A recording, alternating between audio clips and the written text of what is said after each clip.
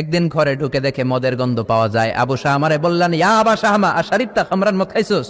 কয় না আব্বা, শারিবতু নাবিজ, আর নাবিজ খেয়েছি। খেয়াল রাখবেন, মদ হারাম, মদ খেলে আসিবেন, কিন্তু নাবিজ খাওয়া হালাল। নাবিজ হচ্ছে আরব দেশেরা খায়, সাদা দুধের মধ্যে রাতে শক্ত খুরমা যদি 5টা ফেলে রাখেন, সকালে ওইটা দেখবেন দুধের রং আর সাদা নাই, খুরমার রস টেনে দুধটা লাল হয়ে গেছে। এটা খেলে স্বাস্থ্যের জন্য আরব দেশে খুব ভালো, কিন্তু এটা রাতে ভিজাইলে সকালেই খাইতে হবে। এটা যদি 3 দিন রেখে দেন, 4 দিন রেখে দেন, এটা তারির মতো মদ হয়ে যাবে, মাতলামি হবে, খাওয়া যাবে না।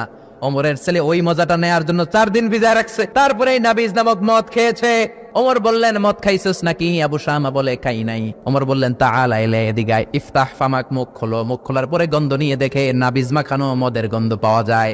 কোনো কথা নাই, কলারটা ধরলেন, টানতে টানতে মসজিদে নববীর বারান্দার পিলারে নিয়ে বাঁধলেন।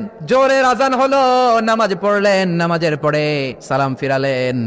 সালাম ফেরানোর পরে বললেন, মাকানাকুম ইনদানা হাদ। নামাজের পরে সুন্নত পরে সবাই বসবেন, একটা বিচার আছে। এই গুরুদণ্ড, এটাকে আরবিতে বলে হাদ, প্লুরাল হচ্ছে হুদুদ। সবাই যখন ওযু করে ঢুকতেছিল, বারান্দায় দেখে ওমরের ছেলে বাধা। সবার চিন্তা, হায় হায় কি ঘটনা ঘটলো, প্রেসিডেন্টের ছেলে পিলারের মধ্যে বাধা কেন? নামাজের পরে হাজার হাজার সাহাবী সবাই বলল, খলিফা কি হয়েছে? মাল আমর, হোয়াট হ্যাপেন্ড?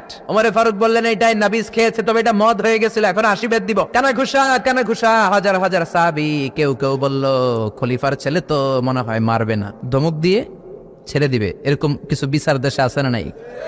মিলায় দেয়, ঘুষ খাইয়া ছাইরা দেয়। এমপির পোলা হইলে 7 খুন মাফ, চিল্লা এখন ঠিক না।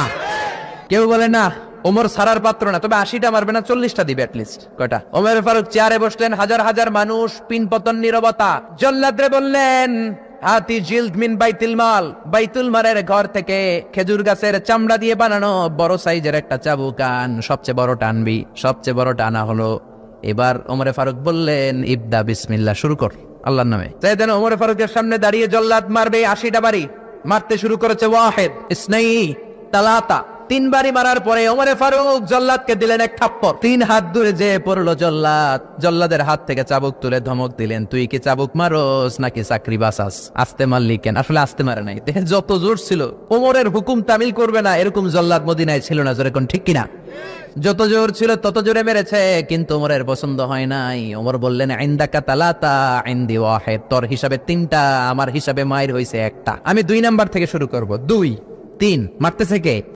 মদিনাতে ওনারসে পালোয়ান আর কেউ নাই। এক একটা বাড়ির আগাতে ওমরের ছেলে আবু শামা চিৎকার করে কাঁদে।